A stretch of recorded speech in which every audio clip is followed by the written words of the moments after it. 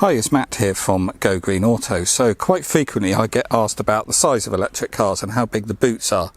So I'm making a series of videos to show you exactly that, and in this case we're going to look at the Nissan Leaf 40 kilowatt hour, and I've got a selection of items here which I'm going to put in the boot, which will give you a feeling of scale, and then you can decide whether the car works for you. And I'm also going to get the tape measure out and take some measurements for you.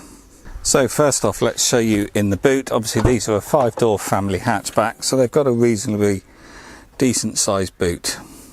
So let's get the tape measure out and do some measuring for you. So the depth of the floor is 80 centimetres, which is 31.5 inches. It's a pretty square floor, and between the wheel arches there it's 40 inches, which is 101 centimetres, so a metre wide. You do have that little diagonal there, which I'm ignoring that. As far as that distance goes, because the seat does sort of slant up a bit, not that we probably don't really need that, but anyway, that's you know, at worst it's going to be 30 inches, which is 76 centimetres. There is quite a drop down, and that is 24 centimetres, 9.5 inches. You can buy a false floor from Nissan if you want to raise the floor up, and indeed the owner of this car had made his own wooden floor to raise it up. So let's take the parcel shelf out next. So with the parcel shelf out, you can drop the seats, if I didn't try to do it one-handed. So it's a 60-40 split. They do go flat, but as you can see there is quite a considerable jump up to those seats. Well, let's actually measure that for you. We're looking at nearly a foot, 30 centimetres. Yeah, just under a foot actually. So yeah, quite a lump up. But that's obviously where if you had a false floor you would raise it up to that height, and that would help a little bit maybe. So next let's have a look at the maximum load length with the seats down. So that seat is in my position and we're looking at 1.6 metres. Let's just measure it in the middle a bit more. Yeah, 1.6 metres, which is 63 centimetres. And if the seat was forward a little bit more, if I just go to the central armrest, we're looking at 1.7 metres, which is 67 inches. And then as far as the maximum distance here for getting something in, we are looking at 32 inches, which is 82 centimetres. And then the width here would be defined by these two bits of plastic, which is exactly the same as the width down there. Actually, it's 101 centimetres, so just over a metre again.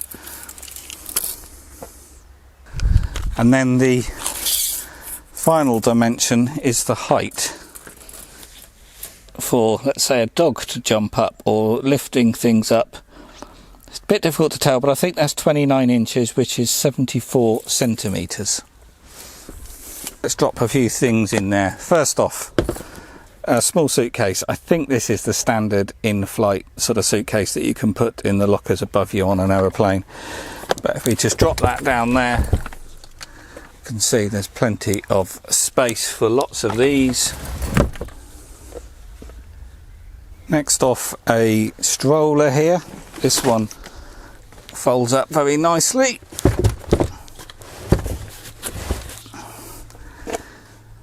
So it does go that way round, taking up just over half the boot. And I suspect this will quite comfortably, yeah, I'll just hold it there, but yeah, that will go upright as well. But not with the parcel shelving. So next I've got a wheelchair here. I'm led to believe this is slightly smaller than the standard wheelchair, but I have noticed when this folds up, the handles don't fold down and the footrests don't come off. So yeah, while this is possibly slightly smaller than the average, maybe it doesn't fold up smaller. In fact, it could even be larger, but I'm just trying to, as you can see, I don't normally do this, just trying to work out the best way of holding that. Right, that's not going to go in like that because the handles won't get in.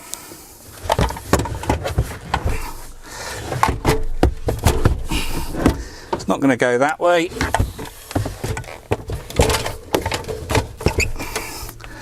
But it will go that way.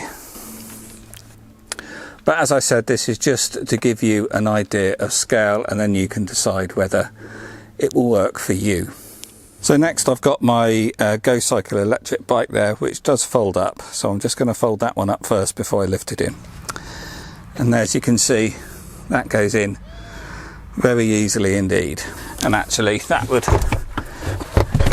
stand upright and give you quite a bit of boot space as well. So finally, I'll just show you what it's like from the side with the seats folded down.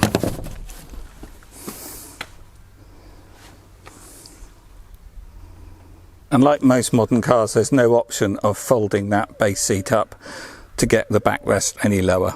And on these, there's nothing clever in the boot either. There's no hidden storage. You just get these nets either side, which I guess is just to stick your charge cables inside there. That hooks up there to form a little cubby, as it does on this side. You do have a little pocket on the side there which has got your puncture repair kit, well, your gunk and the pump to fix a tyre, and that's about it. There's no lashing hooks or anything like that. And just show you, under the carpet is just the steel floor of the car. So that's it. If you've liked this video or found it useful, please do click that thumbs up button on YouTube, because that really does help other people find this video and find the channel. And if you would like to see the same on other electric vehicles, then have a look at the channel. I may have made the video already. If not, I will be making them at some time soon when different vehicles come into stock. But do leave a comment below if you want to know about a particular vehicle, and I will make the video when I can.